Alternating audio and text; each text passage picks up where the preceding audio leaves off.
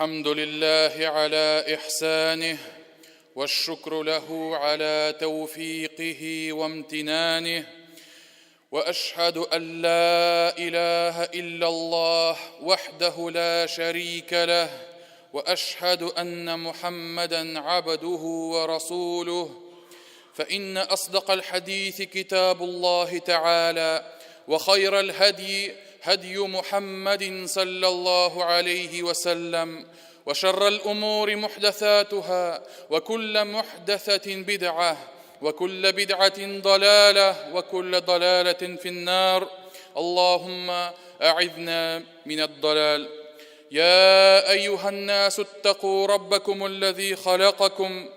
الذي خلقكم من نفس واحدة وخلق منها زوجها وبث منهما رجالا كثيرا ونساء واتقوا الله الذي تساءلون به والأرحام إن الله كان عليكم رقيبا يا أيها الذين آمنوا اتقوا الله حق تقاته ولا تموتن إلا وأنتم مسلمون غلمنرني يقتنبار قلب bizlerni barlıkka getirgen, халық etken Allah Rabbimizga barça ulug'lov maqtovlarimiz, hamd sanalarimiz bo'lsin. Shahadat getiremin, Allah'tan başka gıybedet kılırga layıklı zat yoktur. Allah bar, Allah bir, hem shahadat getiremin Muhammed ibn Abdullah, Allah'ın hak ilçisi, doğru peygamberi, hem şerif bulgan kuludur. Allah ana, onun gailesine, hem onun sahabelerine salavat şeriflerin nasip etseydi. Dürüstlükte kimni Allah Teala rahmeti bilen doğru yolga kundirse, onu bir kimde adaştıra almaz. Kimni Allah Rabbimiz gadilligi bilen doğru yoldan yazdırsa, onu bir kimde haklıkka getire almaz. Hem Allah Rabbimiz izgi kitabında ayta, ey iman getirgen bendeler, Allah'tan hakiki korku bilen korkağız. Takvalı bulağız. Hem baratik Müslümanı bulup kına ölüğüz. İkinci bir ayetinde ayta, ey kişiler, sizlerini halık etken, yaratkan Rabbinizden korkağız. O sizni bir kişiden yarattı. Ondan iptaşı hatının barlıkka getirdi. Hem alar ikisinden dünyaya küp irlerini hem hatınlarını şeşti. Belki bir-birinizden Allah hakkı için soruyorsunuz. Şul Allah'ın aşığından, şula yoktuğanlık jiplerin özüden saklanığız. Dürüstlükte Allah sizni gözetip duruşudur.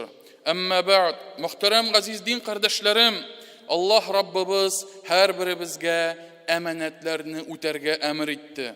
Emanet digeş, yani sözünde turu, va'dını ütev, emanet birilgen kişige, yaki Allah Rabbimizga hıyanet etmev, mine bular hemmesi emanet bulup sanala. Hem emanet digeş muhterem cemaat, emanet turmuşumuzun bütün ülkelerin öz içine ala. Gıybedet kılıda bulsun mu, Allah emirlerinde bulsun mu, gadi turmuşumuzda bulsun mu, her birisinde emanet tiyişli bulgan iş. Hem gıybedette Allah Rabbimiz üstümüzge emanet etip, nindi de bulsa vazifalarını yüklegen bulsa, nindi de bulsa farzlarını, vaciplerini yüklegen bulsa, ul emanetini başkaru, onu indi izgi gamali bulup sanala. Lakin şul gıybedetlerini başkarmasan, emanetke hıyanet körsetken bulasın. Şula yok, kişi arasında da, muamele kılganda, bigrek de satu alu işlerinde de emanetini saklarga gerek. Sina ni de bulsa birilse, şul eybir sina saklarga, ni de bulsa birilse, şul eybirini saklav, emanet bulup sanala. Hem şul eybirini yugaltu, kullanu, hem indi türlü revişte yukka çıgaru, mine bu cemaat emanetini buzu, hıyanet bulup sanala. Hem sina sır nitip, bir nesede bulsa eytseler, o sırrını saklav, emanet bulup sanala. Hem ikinci bir kişiye şul sırrını faş ituğun, tişuğun, emanetke hıyanet bulup tura. Hem şuna göre muhterem cemaat, eğer de biz Allah'ın emirlerini başkarsak, emanetini ötegen bulabız. Şul emirlerde jingillik kürsetsek, kaldırsak, emanetke hıyanet itemiz.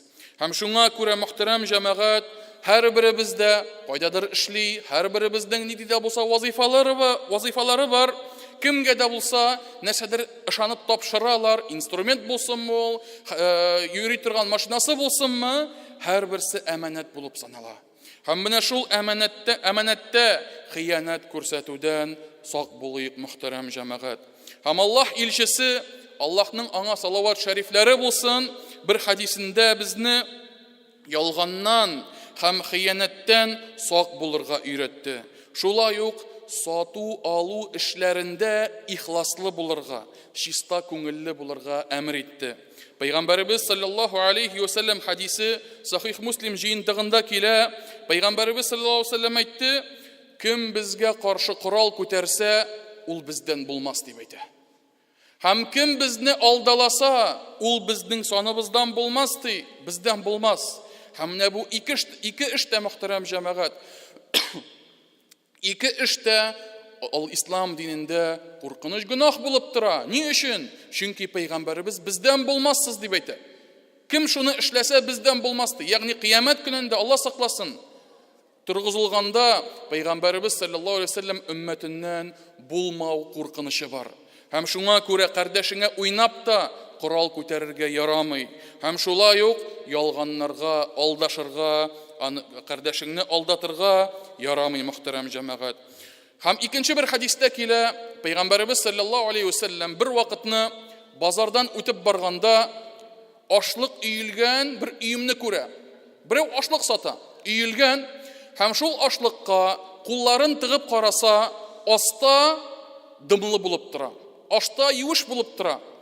Инде авылда яшәгән, авылда үскән кешеләр беләләр, шулай бит. Әгәр дә нинди дә булса ашлык юешләнә булса, ул чери башлый. Ул бузыла башлый. Һәм инде аннан соң аны үзең дә ашый алмыйсың, хайваннар да ашый алмаслар. Һәм шуңа күрә пәйгамбәрбез саллаллаһу алейхи ва саллям әйтә: "Нәрсә бу?" дип әйтә. Ни өчен өсте коры, өсте матур, астында яшерелгән өемнең астында юеш булып тора. Теге кеше әйтә: "Эй Аллаһ илчесе, яңгыр үтеп китте" дип әйтә. Яңгыр үтеп китте, юешләтте, һәм мин нәрсә эшлим инде хәзер дигәч, пәйгамбәрбез саллаллаһу алейхи ва саллям әйтте: "Ник ул ашлыкның дымлысын өскә күтәрмәдең" дип әйтә. Ник ашлыкның дымлы юеш өлешен өскә күтәрмәдең һәм башка кешеләр күрерлек итеп куймадың дип әйтә. Кем алдалый дип әйтә, миннән булмас дип әйтә пәйгамбәрбез саллаллаһу алейхи ва саллям. Һәм менә бу җәмәгать абашык мисал булып тора, сату алу эшләрендә нәрсәдә булса кешеләрдән яшереп, кимчелекле әйберне сатсаң, ул җәмәгать алдашу булып санала. Һәм ахыр чиктә хәтта пәйгамбәрбез өммәтеннән дә булмаска мөмкин дип әйтелә.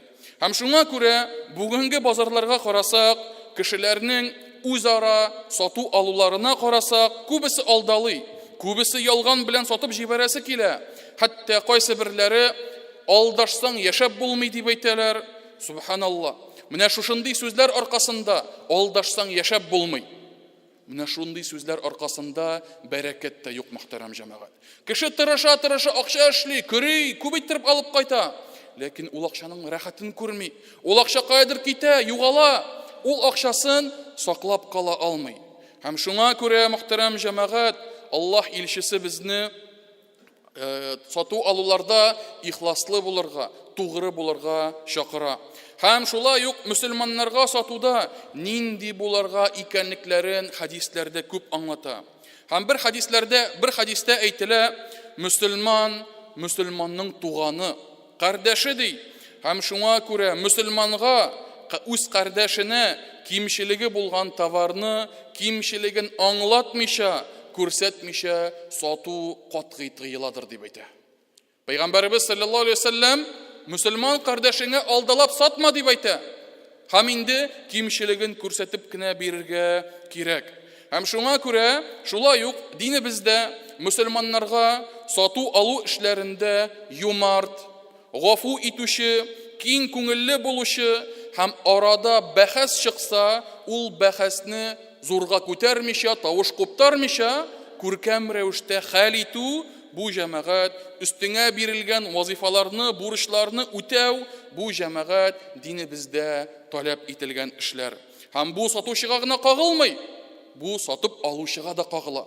Чөнки кайсы берләребез арабызда уйлыйлар, менә Коръән укыйбыз, хадисләр укыйбыз, гел сатучыга килгән хадисләр дип уйлыйбыз без. Гел ул гына тугры булырга тиеш, гел ул гына дөрес булырга тиеш, ул гына кимчелеген күрсәтеп сатырга тиеш дип уйлыйбыз.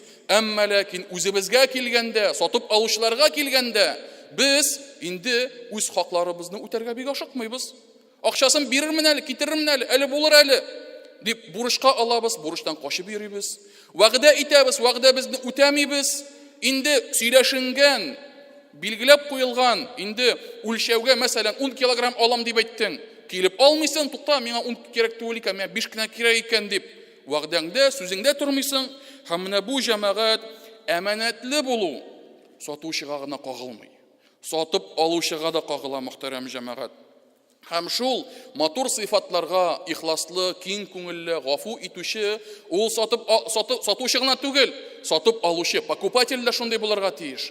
Покупатель дә сатып алганда гафу итүче, киң күңелле, юмарт булырга тиеш. Һәм Пәйгамбәрбез саллаллаһу алейхи ва саллям әйтә, сатып алучы, юмарт, җиңел һәм киң күңелле кешегә Аллаһ рәхимле һәм шәфкатьле булсын ди. Һәм шулай ук җиңел рәвештә үз хакын, бурычын таләп итүче кешегә дә Аллаһ Тәгалә рәхимле булсын дип әйтә. Ике кешегә дуа кыла Аллаһ илчесе. Аллаһ Тәгалә ул кешеләргә рәхмәтле булсын ди, шәфкатьле булсын ди. Беренчесе сатып алганда матур итеп сатып ала. Киң күңелле рәвештә сатып ала. Ызгышмый, талашмый, артыннан ияреп йөрмий. Әмма ләкин матур итеп сатып ала. Менә бу кешегә Аллаһның рәхмәте булсын ди. Икенчесе, сатучысы, әгәр дә бурычка биреп җибәргән булса, иртә белән сатып җибәрсә, кич белән шалтыратмый, кайчан кайтарасың бурычыңны, булдымы әле, юкмы дип. Әй, һәм матур иттереп, күркәм рәвештә бурычын таләп итә, һәм менә шул кешегә Пәйгамбәрбез саллаллаһу алейхи ва саллям дуа кылды.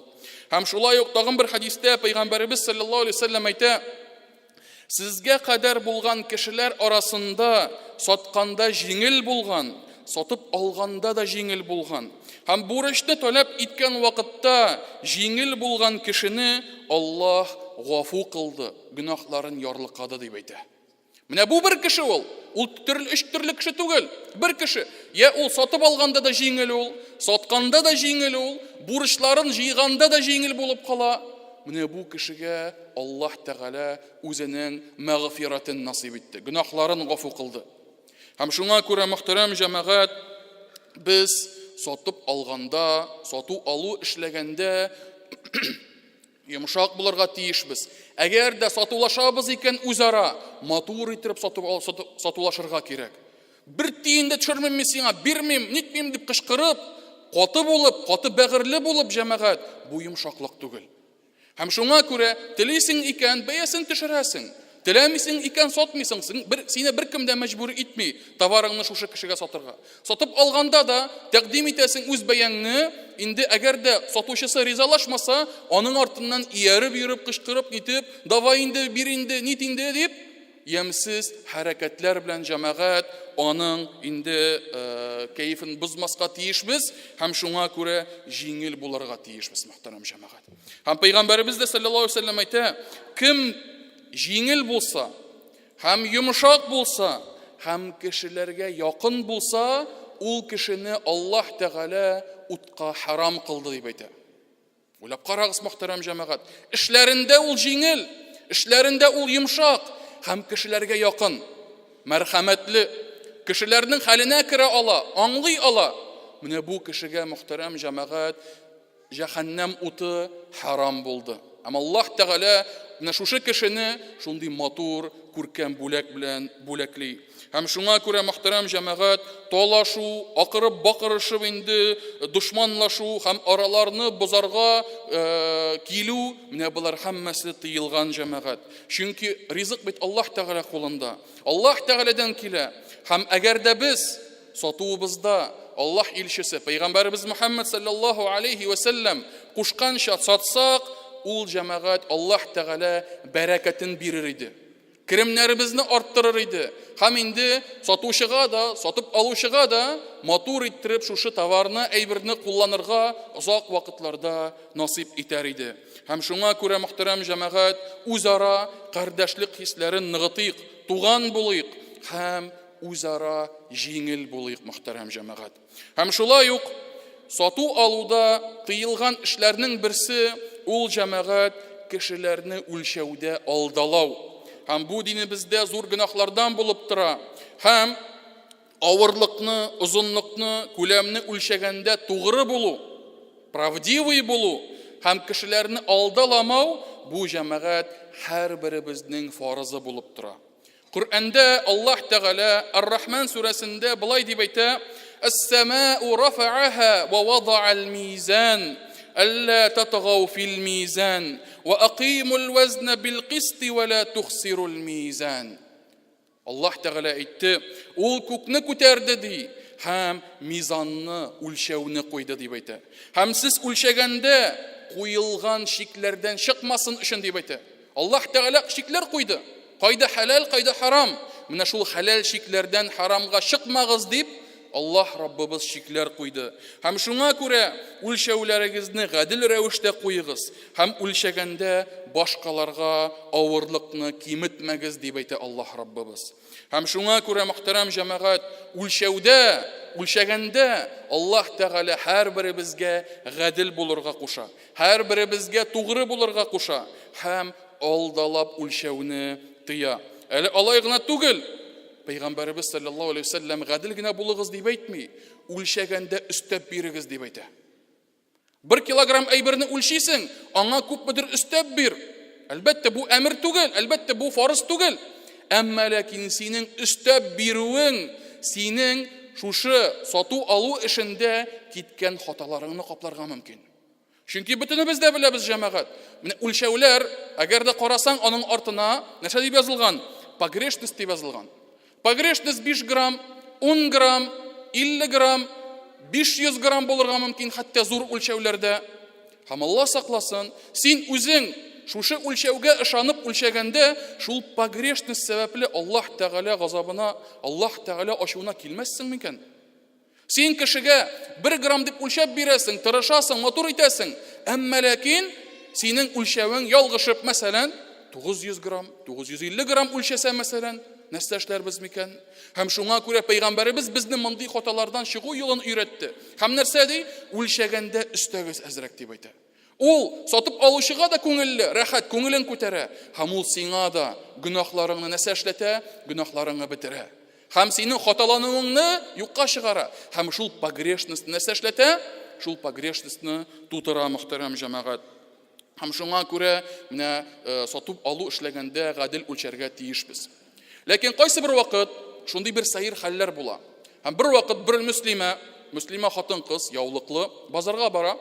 Һәм яшелчәләр, җиләк-җимешләр сатып ала. Бер сатучы янына килгәндә, банан сатып ала бу. Үлчиләр моны, акчасын бирә. Һәм бер заман үлчәүдән бананнарын пакетка салганда, моңа сатучысы бер банан өстәп бирә. Бер банан ала да өсти, шулай бит. Бер бананның авырлыгы күпме инде ул? 70 грамм була микән, 100 грамм була микән? Үлчәп бирә. Ярар, яхшы. Бу садака булырга мөмкин. Әлбәттә күркәм гамәл. Әгәр дә сатучы үзеннән чыгып, шушы мәсәлән, мөслимә булсынмы ул, яулыклы булсынмы ул, яки башка кеше булсынмы, үзеннән чыгып, яхшылыгы белән садака итеп өстәп бирә икән, бу күркәм гамәл. Ләкин әгәр дә ул каршымда бит мөслимә, яулыклы, мөселман, аны алдаларга ярамый. Шуңа күрә мин аңа шушы герне киметкән идем. Шул айырманы өстәп бирим әле дип бирә. Ә мөселман булмаган икенче бер кеше килсә, башка дин вәкиле, башка милләт вәкиле килсә, ул аны алдалый булып чыгамы җәмәгать? Әлбәттә юк. Һәм шуңа күрә сату алу эшләрен эшләгәндә, үлчәгәндә мөселман каршында булсынмы, мөселман булмасынмы, һәрберсенә дә гадел үлчәргә кирәк, мөхтәрәм җәмәгать. Һәрберсенә дә ихласлы булырга кирәк һәм алдамаска кирәк. Һәм Алла сакласын, кыямәт көнендә шушы мөселман булмаган кеше Аллаһ Тәгаләгә килеп, "Я гадел Аллаһ, бу кеше, бу синең кулың мине алдады, кайтар минем үчемне" дип әйтсә, нәрсә эшләрбез, мөхтәрәм җәмәгать? Таләп итсә, ул мине шушы вакытта менә шулай эшләде, бирмәде тиешле хакымны дип әйтсә, нәрсә эшләрбез? Һәм шуңа күрә, мөхтәрәм җәмәгать, без үлчәгәндә, сату алу эшләгәндә мөселманнарга гына түгел, бүтін кешеләргә дә гадел булырга тиешбез. Бүтін кешеләр белән дә сүзебездә торырга тиешбез һәм тугры булырга тиешбез дип әйтелә. Һәм шуңа күрә мөхтәрәм җәмәгать, гаделлек, тугрылык һәм дөрес үлчәп сату барлык кешеләргә дә юнәлгән булырга тиеш. Һәм Аллаһ Тәгалә гадел үлчәү турында махсус бер сүрә иңдерде. Мутаффифин сүрәсе. Һәм аны күпчелегебез укыганыбыз бардыр, кемдер яттан да беләдер. Аллаһ Раббыбыз әйтә: "Вайлул лил мутаффифин, аллазина иза кталу алан нас ястауфун, ва иза калуһум ау вазануһум юхсирун." Аллаһ Тәгалә әйтә: "Вайлул лил мутаффифин", кайгы булсын алдалап үлчәп сатучыларга дип әйтә. Киметә, герен әзрәк киметә, әзрәк тишек тишә, авырлыгын киметә, сатканда әйберсен инде әзрәк итеп бирә. Менә бу кешеләргә кайгы булсын дип әйтә. Кайсылары ди, кешегә барып үзләре сатып алсалар, тулы хакын сорыйлар. Менә шундый кешеләр бар, ул үзе сатучы булырга мөмкин, но берәр әйберне сатып алса, үлгәнче сатулаша. Үлгәнче ул таләп итә, миңа грамына хәтле тигез иттереп бир дип әйтә, ул бәйләнә мәсәлән. Әмма ләкин Аллаһ Тәгалә әйтә, ләкин әгәр дә үзләре үлчәсәләр ди, үзе сатучы булып, үзе үлчәсә, үзе күләмен, авырлыгын караса, кешеләрне хәсрәттә калдыра дип әйтә. Ягъни, нәрсә эшләтә? Кешеләргә киметә, кешеләргә биреп җиткерми. То есть, үзенең хакын таләп итә, үзенең хакын кешедән сорый, үзе эшләгәндә кешеләргә киметә, кешеләрне алдалый. Үлчәгәндә тулы хакын бирми.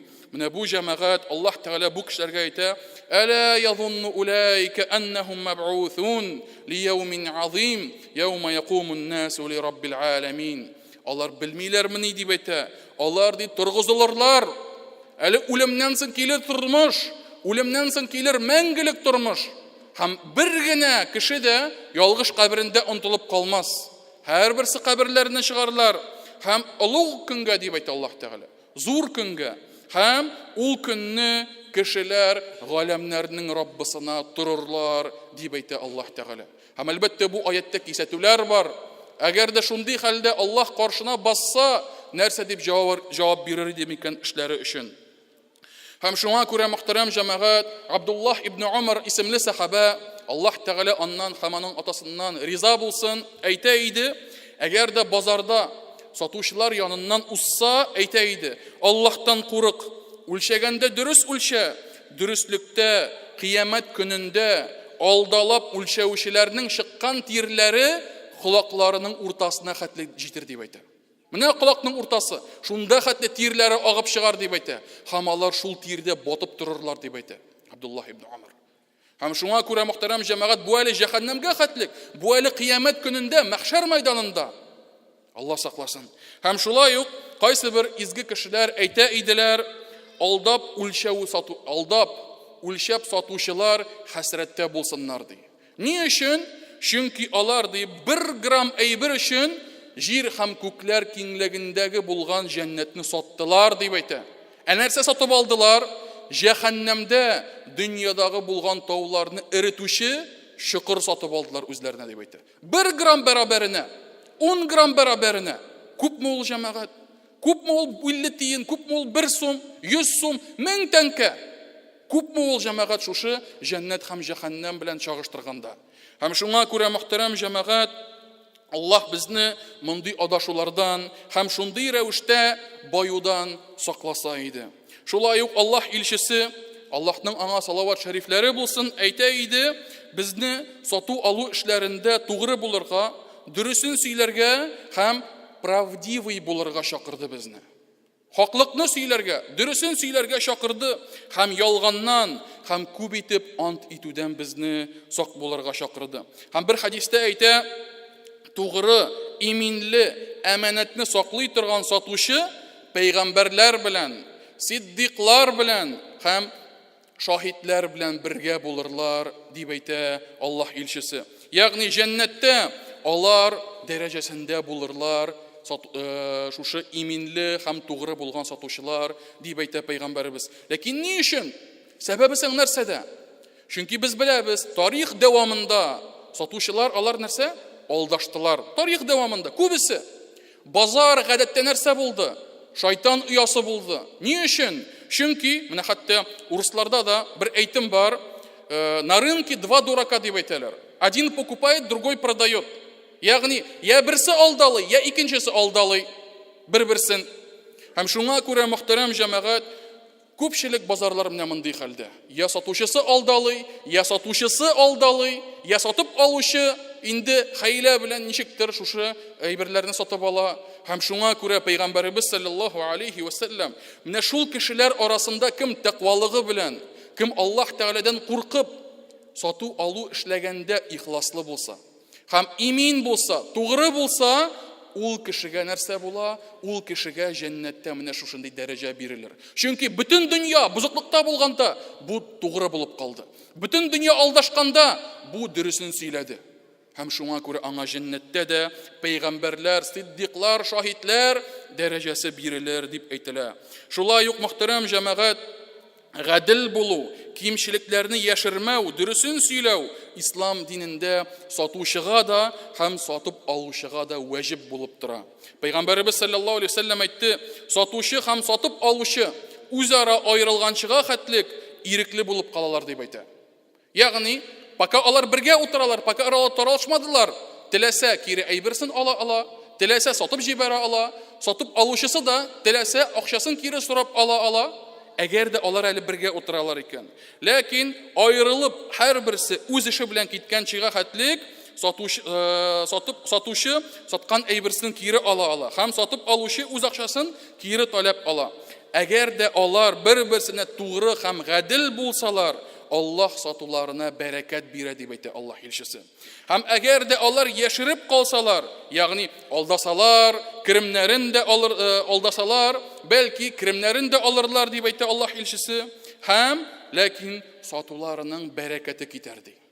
Алар акча килер бәлки, акча керер, ләкин ул акчаның бәрәкәте калмас дип әйтә. Һәм ул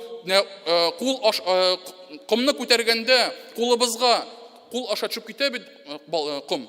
Югалып кала бит, юк була бит кулыбызда. Менә шуның шикелле аның байлыклары да юк булырга мөмкин. Һәм шуңа күрә мөхтәрәм җәмәгать, Аллаһ илчесе безгә инде бер-беребезгә карата тугры булырга, тугры сүзле булырга әмр итә. Икенче хадистә әйтелә, товарны сатыр өчен әйтелгән ялган ант товарны саттырыр һәм кәсебен дә битерер дип әйтә. Кәсебе юк булыр. Ул алыр бәлки шушы мизгелдә күпмедер акчасын, ләкин ул акчасыннан рәхәтен күрмәс. Һәм тагын бер хадистә Пәйгамбәрбез саллаллаһу алейхи ва саллям әйтә, дөреслектә сатучылар гөнаһ ияләре ди. Покупательләр гөнаһ ияләре, уйлап карагыз инде куркыныч сүзләр. Сатучылар гөнаһ ияләре ди. Һәм сахабалар сорыйлар: "Эй Аллаһ илчесе, Аллаһ Тәгалә безгә сатуны хәлал кылмадымыни?" Һәм Пәйгамбәрбез саллаллаһу алейхи ва саллям әйтә, "Әйе, хәлал кылды" дип әйтә. Ләкин сатучылар гадәттә ял ант итәләр һәм гөнаһ алалар дип әйтә. Ягъни антлары белән, Аллаһ белән ант итәм, "Валлаһи әйбәт товар бу, валлаһи моның хәтле ни, валлаһи менә шундый сыйфаты бар" дип алар әйтәләр ди. Ләкин аларның антлары дөрес түгел, гөнаһ алалар шул сәбәпле. Алар сөйлиләр һәм ялганлыйлар дип әйтә. Товарны мактап кешегә, руслар әйтәләр бит, лапшына уши вешают дип әйтәләр. Алар бик яхшаны белә. Сатучылар товарын саттырага теләсә, син нинди генә ни булма, ул барыбыз сиңа саттырачак. Маркетолог дип әйтәләр бүгенге көндә, шулай бит. Һәм менә шул кешеләр нәрсә дип әйтәләр? Сөйлиләр һәм ялганлыйлар. Дөресен сөйләми ул алдалап сөйли. Һәм бүгенге көндә мөхтәрәм җәмәгать, андый мисаллар бик күп. Тормышыбызда андый мисаллар бик күп күренә. Мисал өчен, машина сатучы. Машинасын сатканда пробеги шуны хәтле дип әйтә.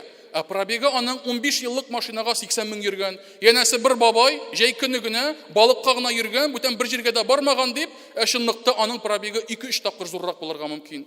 Кибеткә бара, печеньек свежиймы дип сорыйлар. Әйе, кичә генә кайтты дип әйтәләр. Чынлыкта бер атналык әйберен сатып җибәрергә мөмкин. Кайсы бер вакытта сатулашасың, сорыйсың, ул әйтә, "Юк ди, мин бу әйбергә ди 200 сум гына өстәдем" дип әйтә. Моның ди киреме 200 сум гына ди. Ләкин сиңа 100 сумын төшерәм дә, 100 сумы миңа кала дип ялдыганлый ул.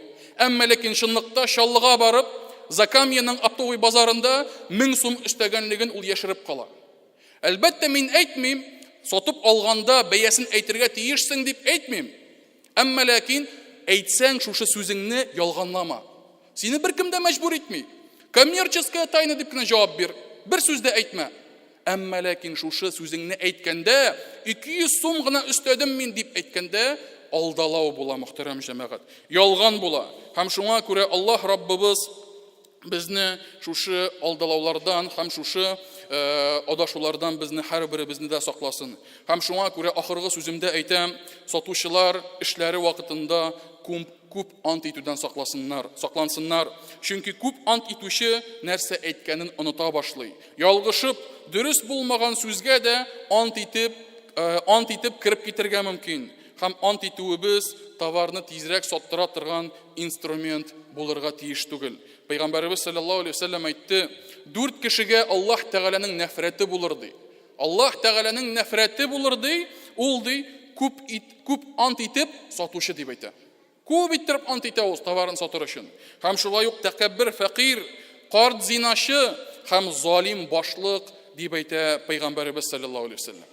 Һәм шуңа күрә мөхтәрәм җәмәгать, Аллаһ Тәгалә һәрберебезне бу бәләләрдән сакласа иде, кәсеп иткән акчаларыбыз хәлал булсын һәм бәрәкәтле булсалар иде һәрберебезгә, бу дөньяда күркәм рәвештә яшәп, ахирәттә дә уңышка ирешсәк иде. Амин. Aqulu ma tasma'un wa astaghfirullaha li wa lakum wa lisa'iril muslimina min kulli dhanb fastaghfiruhu innahu huwal ghafurur rahim.